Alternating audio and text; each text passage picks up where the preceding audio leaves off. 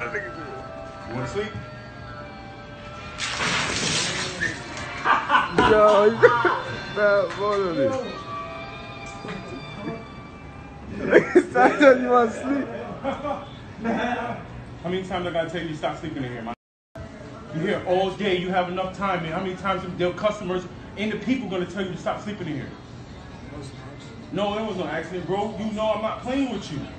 I ain't gonna call the cops on you like I said. You gonna get out of here. What's up, everybody? Rivera here, the absolute best LGBTQ comedian in the world. So today I woke up to the big story of the homeless guy and Dunkin Donuts. If you're not familiar, Sunday night, some Dunkin Donuts employees decided it would be funny to record themselves pouring water on a homeless person while they're sleeping in a Syracuse Dunkin Donuts. The homeless person fell asleep or had his head down while he was charging his phone, and they poured a pitcher of water on him and then asked him, how many times have I asked you not to be asleep here? You're here all day, that kind of stuff. And then then the homeless guy says it was an accident, and the guy says it wasn't no accident.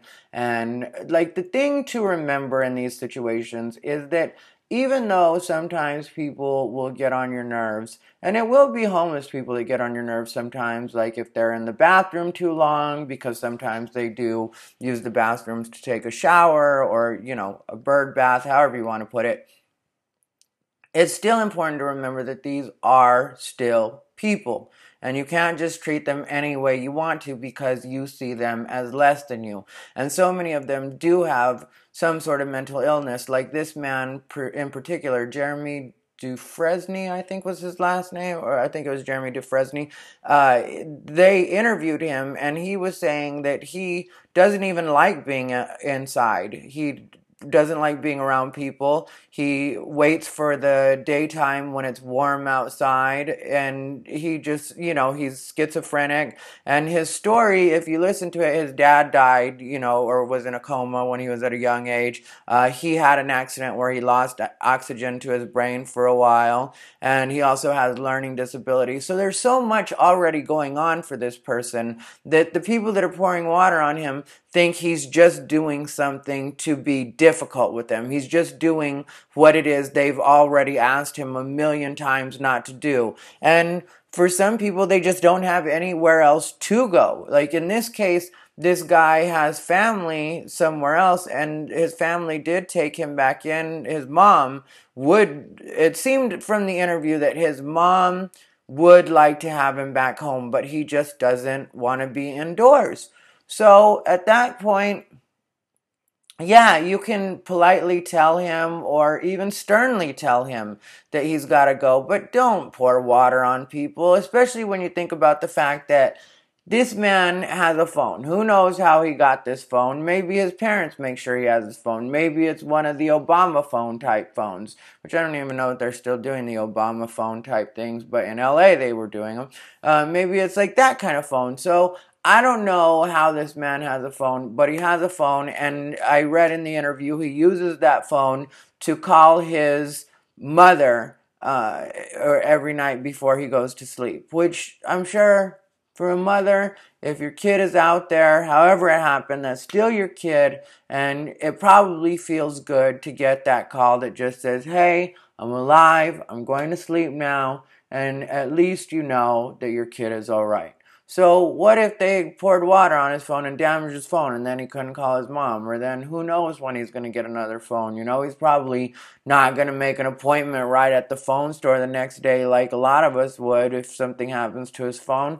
So it really does bother me to see people mistreat other people like this, because some people just have had different lives than some of us, and some people have not had the same opportunities that some of us have had, even when it just comes to, like this guy, you know, schizophrenia, lost oxygen to his brain at a young age, and it's just a situation that a lot of us couldn't understand. A lot of us aren't going through that. A lot of us aren't dealing with that. And I know I do jokes about homeless people, but that's a joke during my act, and I never advocate being mean to people. I never advocate treating people less than. And if you were to ever see me out on the street dealing with people that are homeless, I'm definitely not disrespectful in the way I deal with them. Even when I don't have money, I'm not disrespectful in the way that I tell them that I'm not, or I'm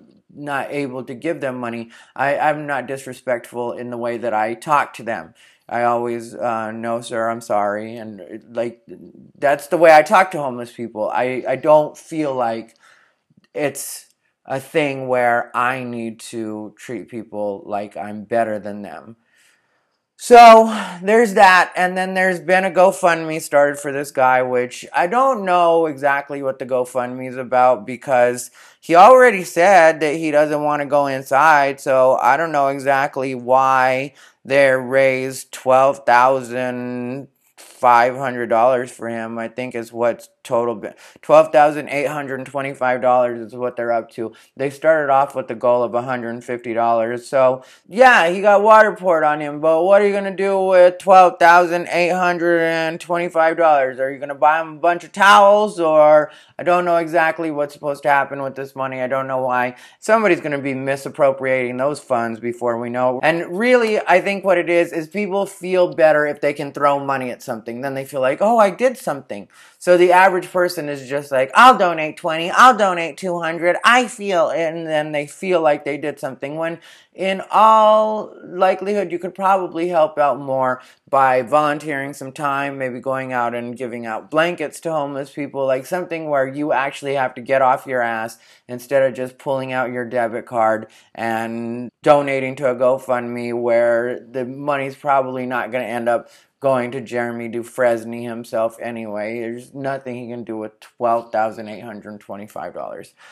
And then the last thing I want to say is, before you do something shitty to a homeless person like that, understand that not only is the phone situation, it was probably cold that night in Syracuse. That's what I would imagine. And you're throwing water on a person that doesn't have a change of clothes. It's not likely that he's just going to go home and throw on something dry. And, so that's what I would say is for people to remember. Remember that even though it sounds cheesy and it's cliche to say it, sometimes people are going through something that you completely couldn't understand. So that's where I'm at on it. If you guys want, please comment. Also, like and subscribe. I appreciate all the people that are chiming in on my post and stuff like that. I really appreciate you guys, and I appreciate the conversation. This has been Ty Rivera, the absolute best LGBTQ comedian in the world. Hope you guys have a lovely Tuesday.